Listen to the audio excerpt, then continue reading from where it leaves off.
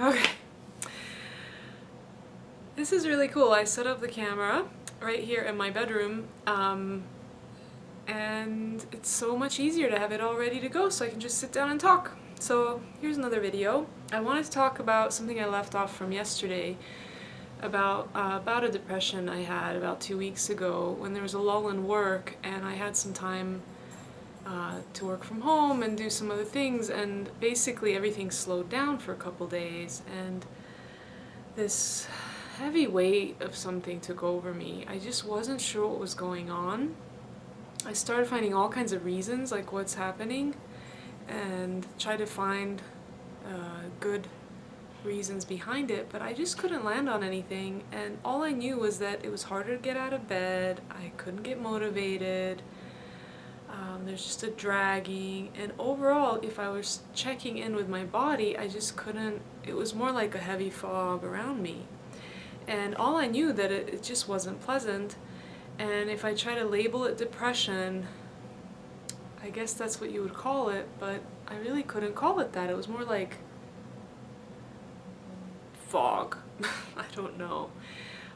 What was also very interesting about it is I was still functional. I went to some networking events, talking to other addiction center, different kinds of people from other addiction centers, and something new was happening in that the way people were responding to me was not in response to the state that I was really aware of, this fog, but they were really just responding to, I guess, whatever was emanating out.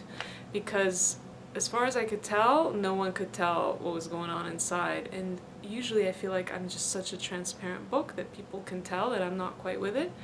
But actually I was speaking very freely and flowy with, and flowy what I mean is just clearly and simply and easily with people from this industry, so these people.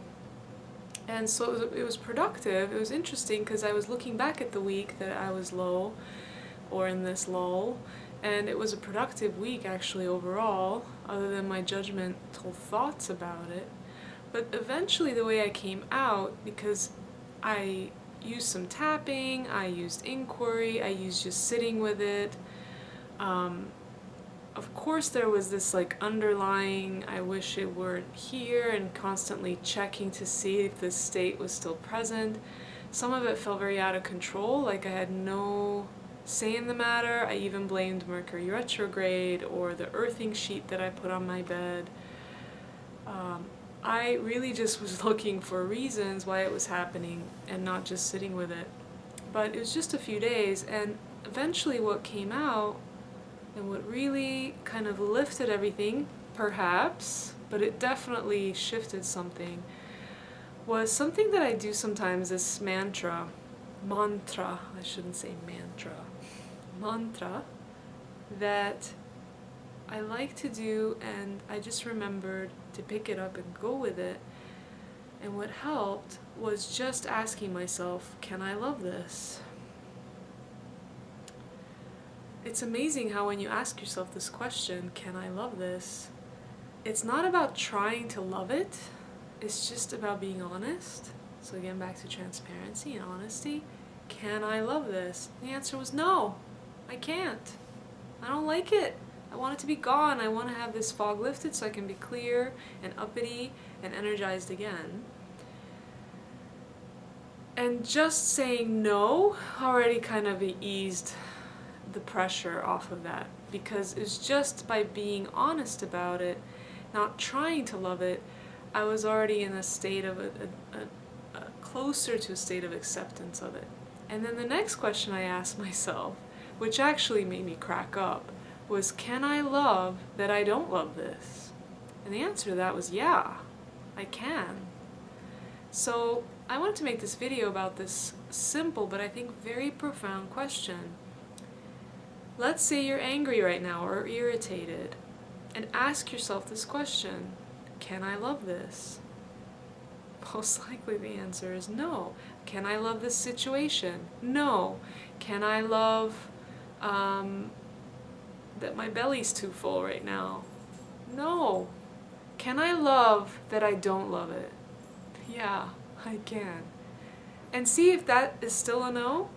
Then can I love that I don't love that I don't love it?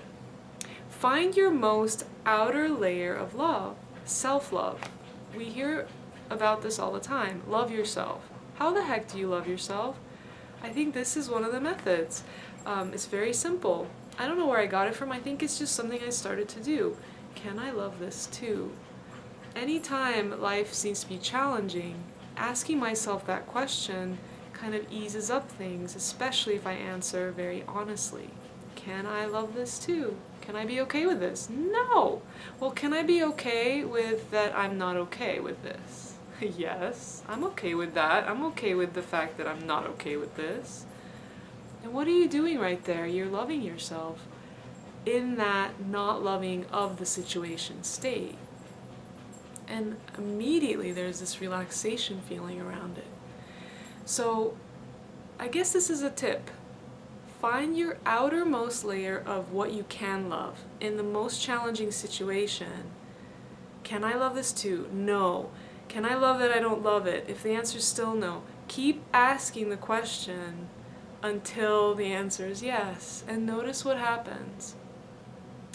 In my personal experience, it lightened everything up, like half, and then it just eventually got me to do the next step, which is just put my hand on the area of my body, or kind of even in this aura feeling, this fog, just put my hand, make believe, putting it right on there, literally on there, and just say, I love you to it.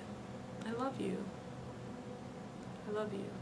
If it's a contraction in your heart, just put your hands right on your heart and say, I love you.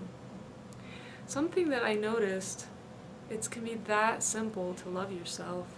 We think it's so, like we have to do all this action and do all this stuff and get all your circumstances around you right. But actually this simple act of putting your hand on your heart and just saying I love you, when I do this right now, it feels really good. But now suddenly I got a little contraction up here. So I'm going to put my hand there, and I'm going to say I love you to that. The only way to really experience this for yourself is to do it. So do it along with me. Find a place in your body that doesn't feel clear. Any kind of emotional sensation in your body of, sadness, grief, anger, frustration. Notice where you feel that in your body and put your hand on it. And just say I love you to it. Even if you don't mean it, just say a kind I love you. And notice what happens. There might be a more tightening there. So then just keep going. I love you. And notice what you notice each time and just say I love you to that. It is funny how it keeps shifting. I love you. It's almost like there's this little naughty child that's testing the limits, like a 2-year-old, wondering if I test this boundary, will you still love me or be okay with me? Will you still be there for me, or will you punish me? All these feelings inside these sensations, if we look at them as little children tugging at us for our attention, and then placing our attention there, placing our hands there, and just saying I love you, or asking, can I love this? Sure, I can love this feeling. It's not so bad. Would you shun a child who's throwing a tantrum? Would you suddenly hate them? No, you might have some strong reactions to your child acting out, but you still love them. It's the same way, these sensations that rise up. Just simply saying I love you to them. I'm repeating myself over and over because as simple as it is, it's just such a great reminder for myself too. I listen to my own videos and hear myself because I think I'm saying everything I need to hear too. But if I need to hear it, maybe someone else does too. So I love you. I love that you have these feelings. They don't threaten me. I do have compassion because sometimes they're not easy to deal with, but it doesn't mean there's anything wrong with you, that you have thoughts that disturb you, that go along with feelings. I'm still going to love you. And and I love me for them too. How innocent are we that we're going through this, and sometimes we get in a community and we try to convince each other about how bad things are, and then we're kind of commiserating at that level, and all we really need is to just say I love you to it. All of our suffering, all of our neediness, all of our non-acceptance of a situation, it's almost like a blessing of I love you to it. It really helps lighten the mood, lighten the air, the energy around it. So it's that simple. I love you. I love you. I love you. And this is definitely inspired by Matt Kahn, who is this teacher who talks online, and he's just really simplified it more and more. And so I just wanted to share it from my own lips as well, because it's really deeply touched me, and sometimes it really is that simple beyond all other techniques and modalities, to love yourself by just doing this. I love you. And if you can't, then ask, can I love this too? And if you can't, then can I love the thing I don't love? Can I love that I don't love it? Yes. Thanks for listening, for my words, my ramblings, my lovey-dovey feelings that kind of rose up here. Have a great night. Bye. So as soon as I finished making that I love you video, can I love this too video, all of a sudden I'm sitting here with a little bit of vulnerability and shame and feeling a little judgment on myself. So I'm going to do the practice right now. So I feel a constriction in my throat. And the word judgment. Can I love this judgment? Yeah, actually I can. That one's not so hard. I feel a little bit of tightness in my forehead. Can I love this tightness in my forehead? Yeah, I can extend it some love.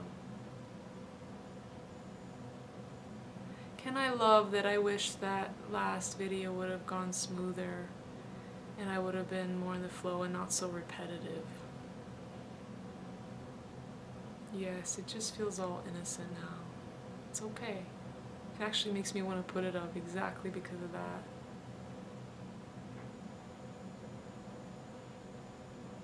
Thanks for watching. Bye.